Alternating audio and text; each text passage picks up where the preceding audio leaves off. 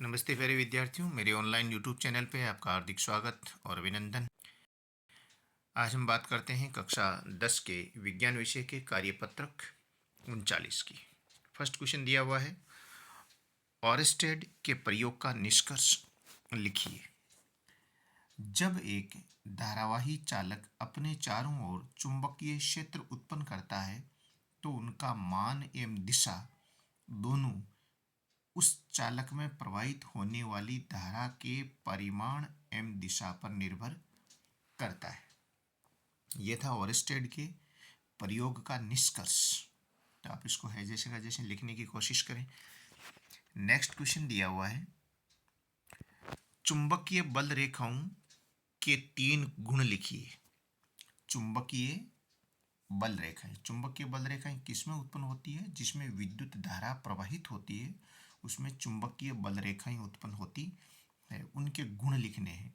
देखिए एक डायग्राम, उस डायग्राम के माध्यम से मैंने यहाँ समझाने की कोशिश की है। पहले उसको पढ़ते हैं। देखिए, क्षेत्रीय रेखाएं उत्तरी ध्रुव से प्रकट होती है और दक्षिणी ध्रुव पर विलीन होती है। यहाँ देखिए एक छोटी सी चुंबक है जिसके 2 सिरे हैं, एन और एस। एस का मतलब साउथ यानी दक्षिणी ध्रुव है, एन का मतलब है नॉर्थ यानी उत्तरी ध्रुव। सभी चुंबकीय बल रेखाएं हैं वो नॉर्थ सिरे से निकलती है और निकल करके देखिए आप साउथ की तरफ जा रही है। किस तरफ जा रही है? ये साउथ की तरफ जा रही है ऐसे, ठीक है। और कुछ किरणें हैं वो सीधी है इस साइड में। तो ये कह रहा है कि क्षेत्रीय रेखाएं उत्तरी ध्रुव से प्रकट होती है और दक्षिणी ध्रुव पर जाकर विलीन हो जाती है, यानी जाकर समाप्त हो जाती है।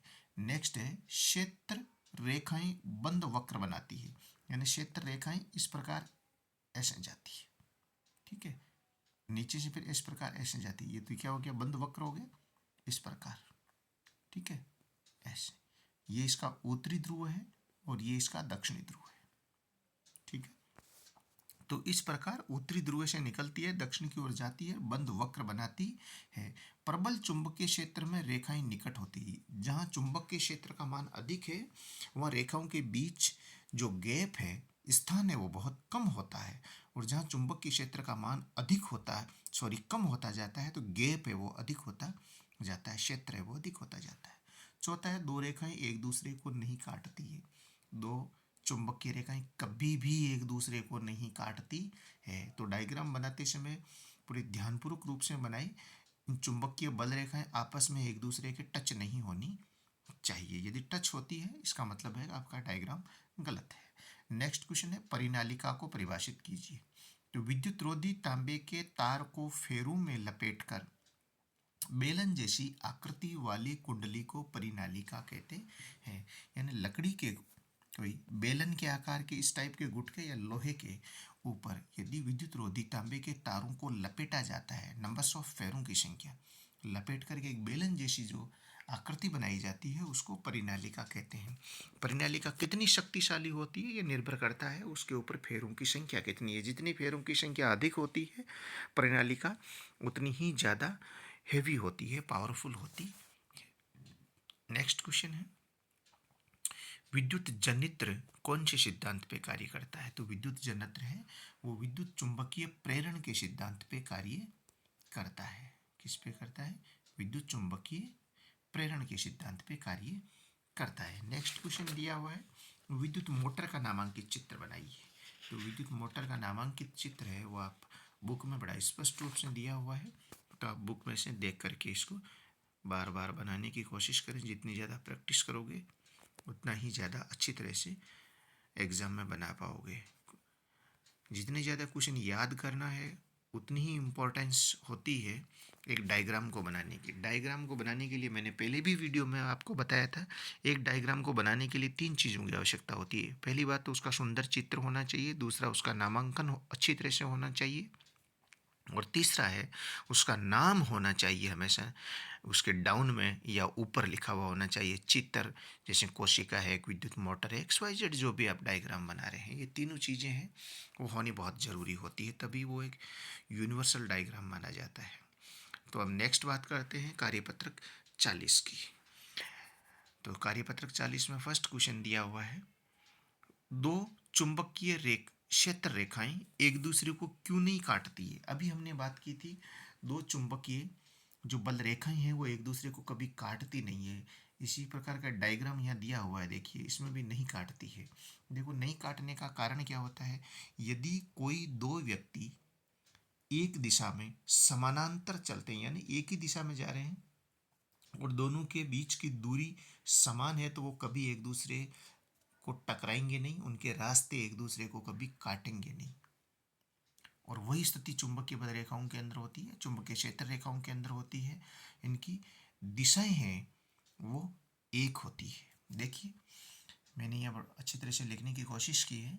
दो चुंबकीय रेखाओं के काटने का अर्थ क्या होता है, चुंबकीय क्षेत्र की दो दिशाओं का होना। यदि दो दिशाएं हैं, अलग अलग डायरेक्शन है, तब ये एक दूसरे को काटती है।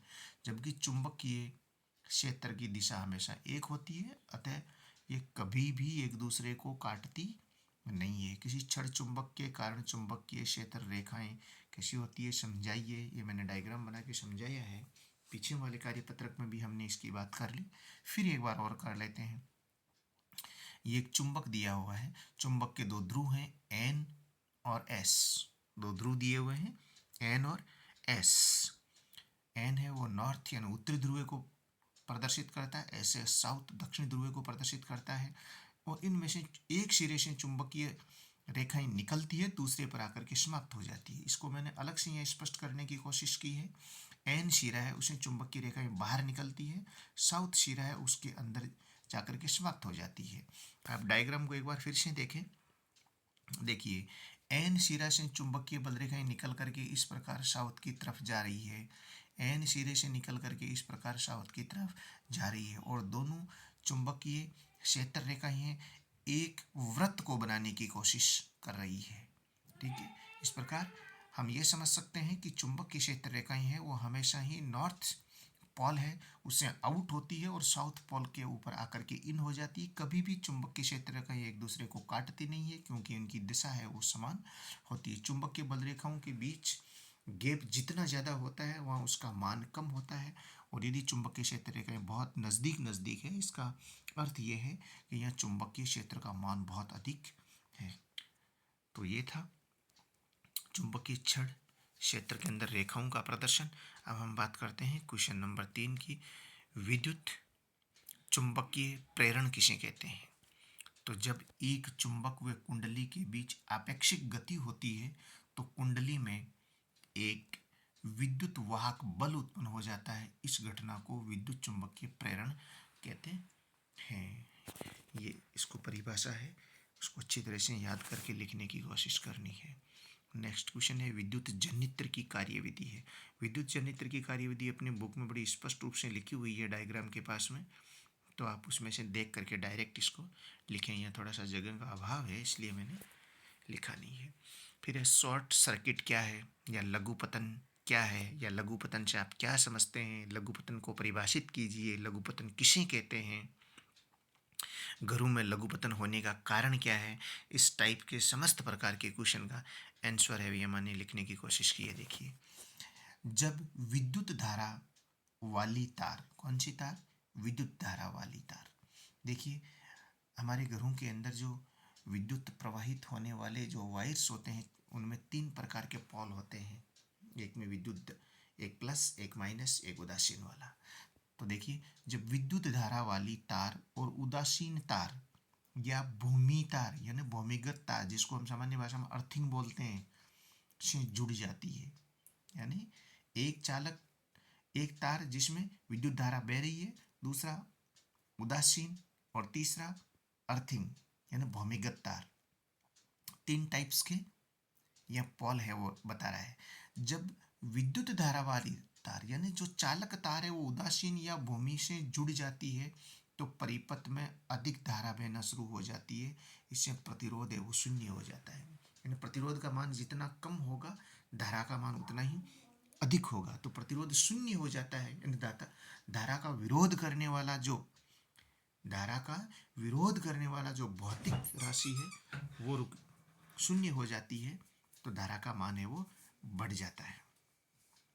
तो इसके बाद इसको मैंने नीचे लिखा है, तो विद्युत धारा उपकरण में गुजरते हुए छोटे रास्ते का उपयोग करती है। यानी डायरेक्ट है वो जुड़ जाता है, तो वो छोटे रास्ता है यानी शॉर्ट रास्ता है वो अपना लेती है।